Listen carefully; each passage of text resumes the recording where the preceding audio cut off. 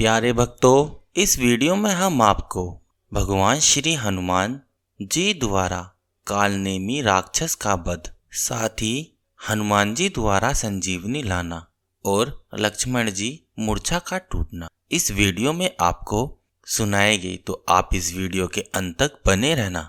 शक्ति लगने से लक्ष्मण जी मूर्छित हो जाते हैं तथा वैदराज सुषेण के कहने पर हनुमान जी संजीवनी बूटी लाने के लिए प्रस्थान करते हैं। इसकी सूचना रावण को उसके गुप्तचरों द्वारा लगती है कि हनुमान जी लक्ष्मण के प्राण के लिए अमृत संजीवनी लेने के लिए द्रोणागिरी पर्वत पर जा रहा है। यह सुनकर इंद्रजीत कहता है कि द्रोणागिरी पर्वत पृथ्वी के दूसरे छोर पर है, जहां से एक रात में संजीवनी लेकर लौटना असंभव है, तो हमें चिंता करने की आवश्यकता नहीं है पिताजी।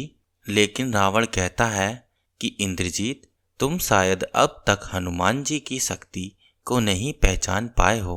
उस वानर के लिए कुछ भी असंभव नहीं है, इसलिए हमें एक प्रयत्न अवश्य करना चाहिए। तब रावण हनुमान जी को रोकने के लिए कालनेमी राक्षस से पास जाता है।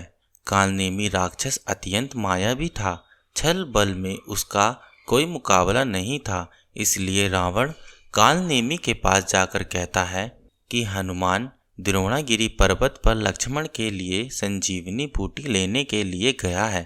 यदि वह है सूर्य उदय होने से पहले संजीवनी लेकर आ गया तो लक्ष्मण के प्राण बच जाएंगे और हमारे शत्रु जी उठेगा। तब रावण कहता है कि कालनेमी, तुम अत्यंत मायावी हो और छल करने में तुम्हारा कोई मुकाबला नहीं कर सकता।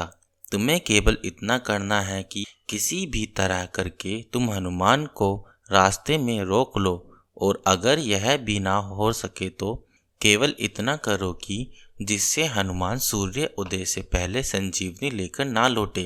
रावण का आदेश मानकर कालनेमी तुरंत हनुमान जी को रोकने के लिए प्रस्थान करता है। हनुमान जी से पहले पहुंचकर वह बीच मार्ग में ही एक स्थान पर अपनी मायावी विद्या से एक कुटिया का निर्माण करता है तथा खुद एक ऋषि के भेष धारण कर लेता है।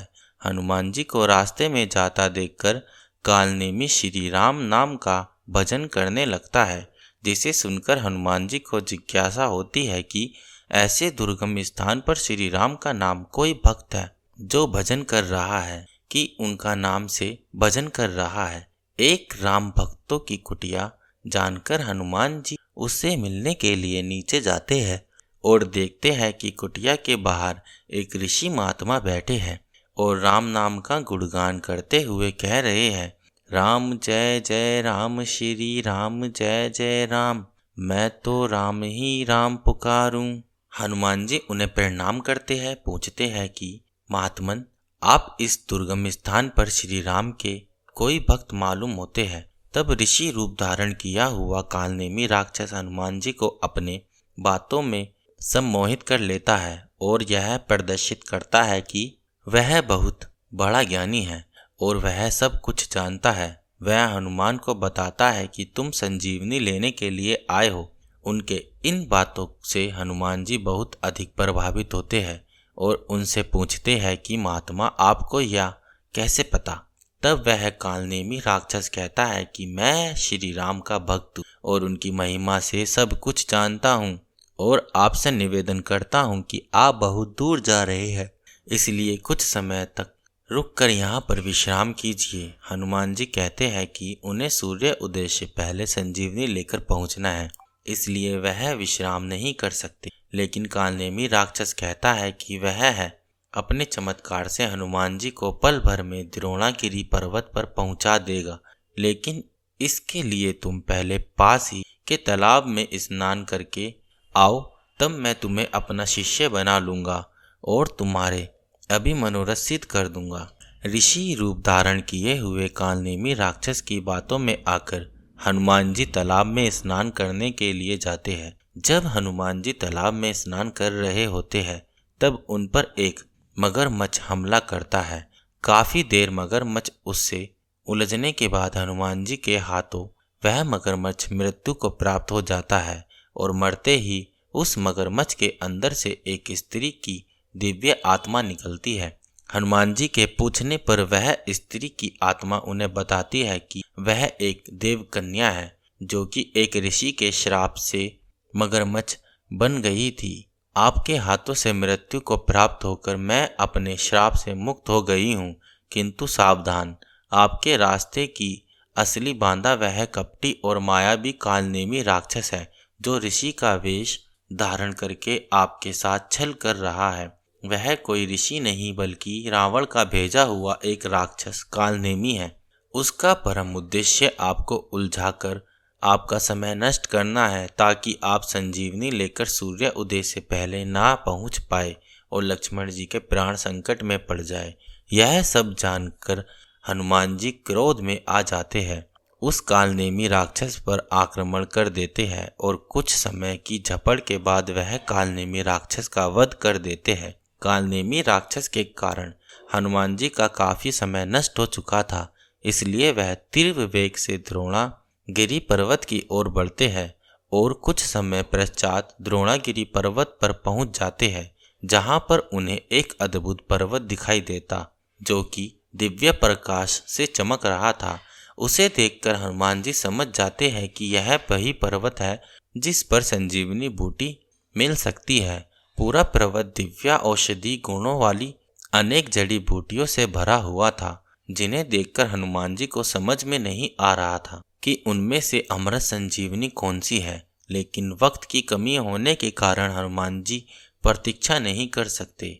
तब हनुमान जी अपना विराट रूप धारण करके औषधियों से भरा हुआ वह पहाड़ उठा लेते हैं और लंका की तरफ चल पड़ते हैं। संजीवनी बूटी लेकर जाते समय हनुमान जी के रास्ते में अयोध्या नगरी भी पड़ती है, जहां पर श्री राम का जन्म हुआ था। जब हनुमान जी अयोध्या नगरी के ऊपर से औषधियों का पर्वत लेकर गुजर रहे थे, तब उन पर अयोध्या के सैनिकों की नजर पड़ती है। अयोध्या के सैनिक हनुमान जी का विशाल रूप को देखकर यह समझते हैं कि कोई मायावी राक्षस अयोध्या पर आक्रमण करने के लिए आया है, इसलिए इसकी सूचना वह नंदीग्राम जाकर अयोध्या के राजा भरत को देते हैं। अयोध्या पर संकट देखकर भरत तुरंत चले जाते हैं और देखते हैं कि एक विशाल वानर जैसा दिखने वाला कोई जीव पूरा पर्वत लिए जा रहा है। उसे रोकने के लिए भरत सम्मोहन अस्त्र का प्रयोग करते हैं। भरत का बाण लगते ही हनुमान जी अचेत होकर भूमि पर गिरते हैं और मूर्छित हो जाते हैं। जब भरत उनके पास पहुंचते हैं तो हनुमान जी मूर्छित होते हुए भी राम राम जप रहे थे। हनुमान जी को मूर्छित में भी राम नाम जपते देखकर भरत जी को यह आभास हो जाता है कि ये निश्चित ही कोई राम भक्त है जिस पर बाण चलाकर उन्होंने घोर पाप किया है। अपने कार्य पर पश्चात करते हुए भरत हनुमान जी को जगाने का प्रयास करते हैं। कुछ ही देर में हनुमान जी होश में आते हैं और भरत को देखकर आश्चर्य में पड़ जाते हैं, क्योंकि भरत जी का चेहरा उनके आराध्य श्री राम जी के जैसा ही दिखाई पड़ रहा था। जय श्री राम कहते हुए हनुमान जी उठ खड़े होते हैं। तब हनुमान जी अपना परिचय देते हैं तथा भरत का परिचय पाकर अत्यंत प्रसन्न होते हैं, क्योंकि उनके आराध्य श्री राम के छोटे भाई भरत से उनकी पहली बार भेंट हुई।